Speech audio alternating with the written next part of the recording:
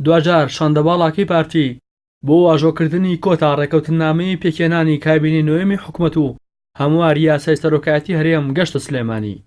لە سەرەتای دیدار و کۆبوونەوەکانیان شاندی پارتی بۆ سوپاسکردنی بچوتنەوەی گۆڕان لە بەرامبەر نەرمی نواندن و ڕازیبوون بە جیادکردنی جێگرێک بۆ سەرۆکی هەرێم سەردانی گردی زەرگەتەیان کردو لەگەڵ ڕێخەری گشتی و ئەندامانی خانەی ڕاپەڕاندنی بزوتنەوەکە کۆبوونەوە.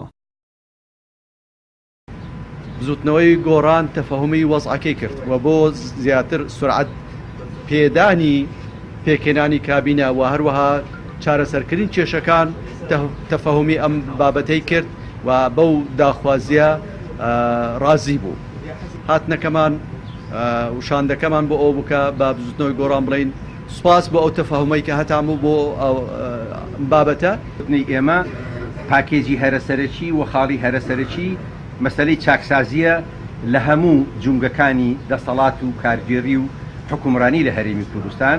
ئەو بەڵێنەمان لە پارتی دموکراتی کوردستان وەرگرتووە کە لەم کابینەیە و لە ساڵی ئایندەی ئەم حکوومەتە و ئەم خولەی پەرلەمان تەکیل لەسەرەوە بکرێتەوە کە دامەزراوەکانی کوردستان بە نیشتیمانی بکرێن لە پێشیانەوە هێزەکانی پێشمەرگە و هێزە تایبەتەکان. دوای جێهێشتنی گردی زەرگەتە نێچیروان بارزانی و شاندی یاوەری گەشتە ماڵی کۆچەرتە سوڵ و کۆبوونەوە. لە کۆبوونەوەکەشان شاندی هەردوورا لە مەکتەبی سیاسی یەکێتی ڕێکەوتنامەکەی نێوانیان واژۆ کرد. یەکێتی وەک لایەنی براوی گفتوگۆکان هاتە سەرمێزی واژۆکردنی ڕێکەوتنامەکە لەبەرەوەی دوجار توانی لە پاڵ پۆستەکانی سەرۆکی پەرلەمان و جێگیری سەرۆکی حکوومەت و وەزارەتەکانی پێشمەرگە و پلاندانان و کشتتوکاڵ و خوێنی باڵا و ڕۆشنبیری پۆستی جێگیری سەرۆکی هەرێم لەگەڵ گۆڕان بکاتە نیوە و جێگرێکی سەرۆکی هەرێم بۆ خۆی یەکلایی بکاتەوە.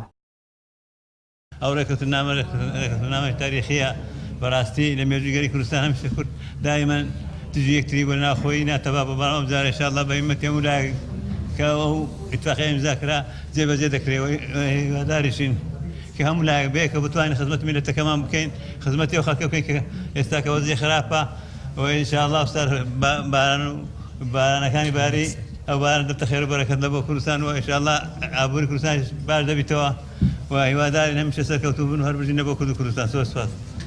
بێ خۆشحاڵین بەوەی کە ئەمڕۆ ڕابگەینین دوای ماوەیەکی دوور و درێژ کە خەڵکی کوردستانیش تەحملی ئێمەی کرد.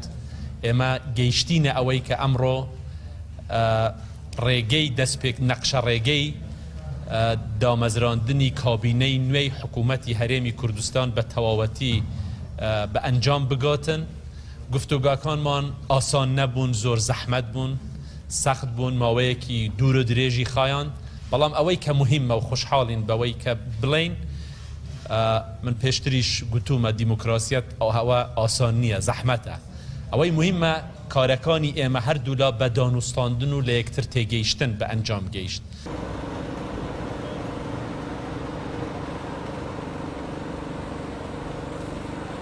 پاش حوتمان کێبڕکێ و ململانیتون لەسەر پۆستەکان دوجار سێلایەنی یەکەمی براوی هەڵبژارنەکانی پەرلەمانی کوردستان گەشتە ڕێکەوتن. بەڵام وەک دەوترێت ڕێکەوتنی نێوان حیزبەکانی باشووری کوردستان هێندە لاواز و لەرزۆکە بەرگەی شنەبایەک ناگرێت و بە لێدوانی ئەندامێکی سادەش گرفتی بۆ دروست دەبێت و هەندێک جاریش دەگاتە ئاستی هەڵۆشانەوە. ڕاستی حەمامین، کەناڵی ئاسمانی پەیام، سلێمانی.